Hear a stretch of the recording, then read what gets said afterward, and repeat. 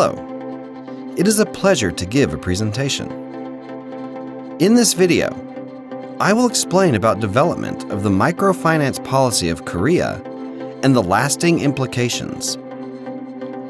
First, I would like to go over the beginnings of microfinance policy and then explain about establishment of Korea Inclusive Financial Agency and meanings of microfinance policies in Korean society. Over the years, the Korean government has developed and implemented measures to address economic crises whenever they occurred. Korea faced an economic crisis, which prompted an application for a bailout by the IMF in November of 1997, following a foreign exchange crisis. This crisis was, in fact, triggered by a wider Asian financial crisis, which led to the bankruptcy of numerous banks, corporations, and individuals. In the face of such a crisis, the Korean government provided liquidity for financial institutions by setting up a non-performing loan settlement fund within the Korea Asset Management Corporation to promptly overcome the financial crisis. On the other hand, the Korean government strongly recommended to use credit cards to stimulate consumption in order to overcome the financial crisis. However, this led to a reckless issuance of credit cards, including to individuals with a less than stellar credit history. In the end, this led to the so-called credit card crisis in 2002, where the number of individuals defaulting on their credit card bills increased rapidly. To resolve this problem, the government established Hanmaum Financial Company Limited, a subsidiary of Korea Asset Management Corporation, and Hope Gathering Special Securitization to take over personal delinquency bonds and support credit recovery through debt restructuring. In addition, in the height of the 2008 financial crisis in Korea, which was in fact triggered by the subprime mortgage crisis in the United States in 2007, the Credit Recovery Fund was established as a subsidiary of Korea Asset Management Corporation. In 2013, the fund was expanded and reorganized into the National Happiness Fund after household debt reached $850 million in 2012. In order to encourage the use of a more formal finance system by lower-income households or those with lower credit ratings, the government established Korea Inclusive Financial Agency in 2016 based on past experiences. I will discuss the series of events in a little more detail later.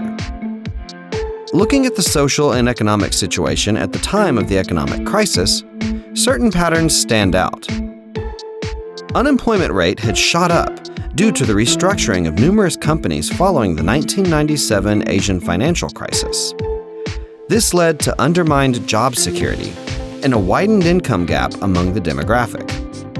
During the 2002 credit card crisis, credit loans to the working class continued to decrease due to a rapid increase in the number of individuals who had defaulted on existing loans. At the same time, loans from more established financial institutions became hard to get by. As more people turned to loans with higher interest rates and illegal bonds, the methods used by creditors to collect debt became excessive as well. As such, there was a strong need to revitalize the supply side of financing for the working class, so that they could get back on their feet, financially speaking. As mentioned earlier, this led to the Korean government establishing bad banks, Hanmaum Financial Company Limited and Hope Gathering Special Securitization, as subsidiaries of Korea Asset Management Corporation in 2002. Hanmaum Financial Company Limited received applications over 6 months from individuals who had defaulted on their original debt, but were willing to repay their debt if converted to regular loans offered by Hanmaum Financial Company Limited. This was a way to restore their credit ratings.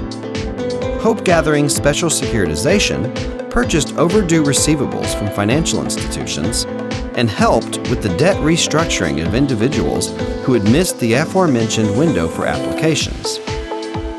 Meanwhile, the subprime mortgage crisis in the United States in 2008 led to an increase in the number of those who did not have access to regular loans through the proper financial system. The Korean government established the Credit Recovery Fund as a subsidiary of Korea Asset Management Corporation and purchased delinquent bonds from financial institutions to address this issue. While supporting credit recovery through adjustment, the government provided support for those with low income and low credit ratings who had taken out high-interest loans. The help was offered by operating a credit guarantee product called the Change Dream Loan that converts the original loans into low-interest loans offered by the more established primary financial institutions. The Credit Recovery Fund was reorganized into the National Happiness Fund in 2013, and the overdue receivables subject to purchase have come to include bonds issued by private loan companies. As briefly mentioned earlier, the role of the existing policy of microfinance was to support the credit recovery of debtors who had defaulted on their loans by offering a chance of debt adjustment. However, starting in 2008, the government went one step further and encouraged people to look to the former financial system to get loans or credit guarantees. This was aimed at enabling them to become more self-sufficient and financially solvent. Specifically, the microfinance loan products and credit guarantee products developed under this scheme were called the Workers' Sunshine Loan and Change Dream Loan. So let's take a closer look at each one of these. As mentioned earlier, in 2008, the Korean government started to make access to the financial system more available to those who had traditionally been left out in the cold, including those with low income or low credit scores. However, many pointed out that responding to the ongoing demand for financial means with a temporary fix of a policy would not be sustainable. Also, since usage of financial services was fixed for each financial product offered to low-income individuals, flexibility was limited.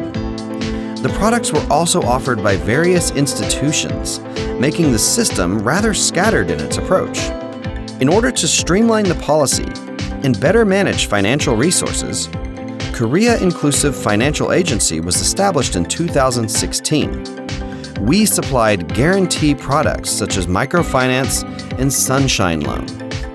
The government also built a comprehensive and organized financial support system for the working class by incorporating a company called Korea Easy Loan, which recommended financial products for low-income or low-credit people. A lot has changed thanks to this. Previously, only fragmentary product information was provided for each institution engaged in the microfinance business.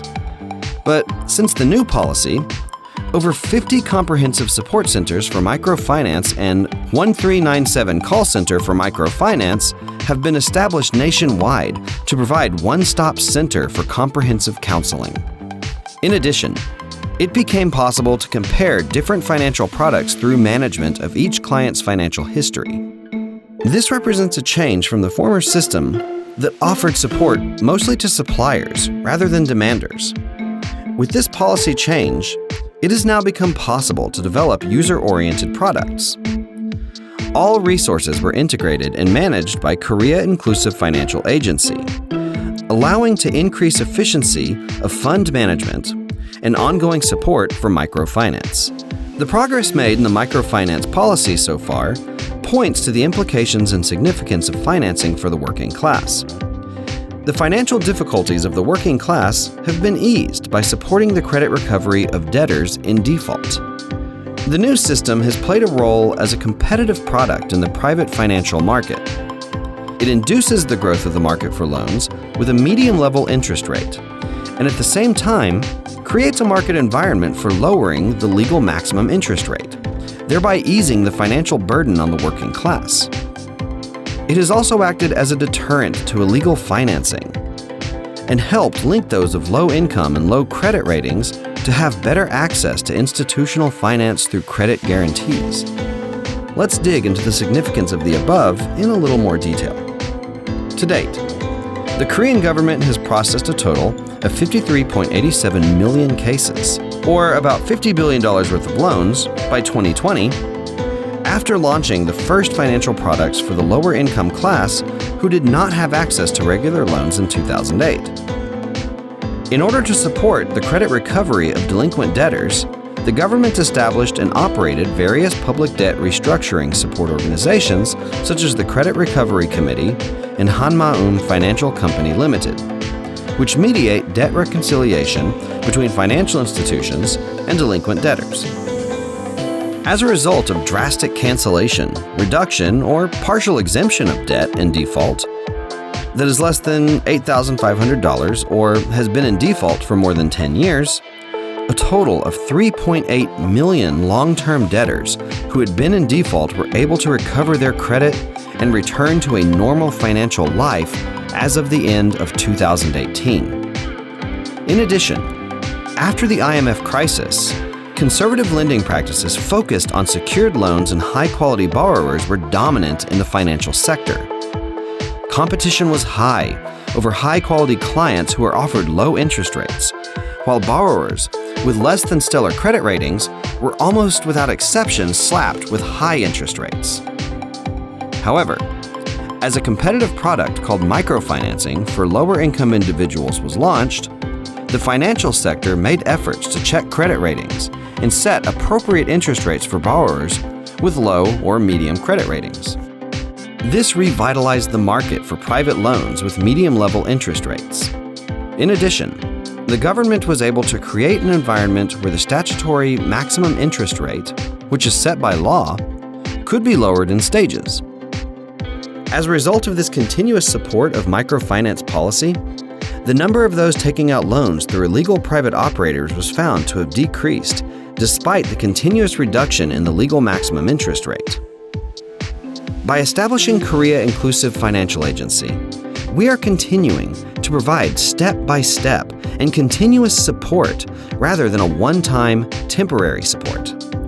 In addition to this, Korea Inclusive Financial Agency has established a microfinance promotion system so that the working class can manage credit and debt on their own. Simple microfinancing will continue to be offered so that the working class can improve their creditworthiness and better manage their debts. Korea is creating a structure that supports low-income individuals to use primary financial institutions such as commercial banks. But there are more.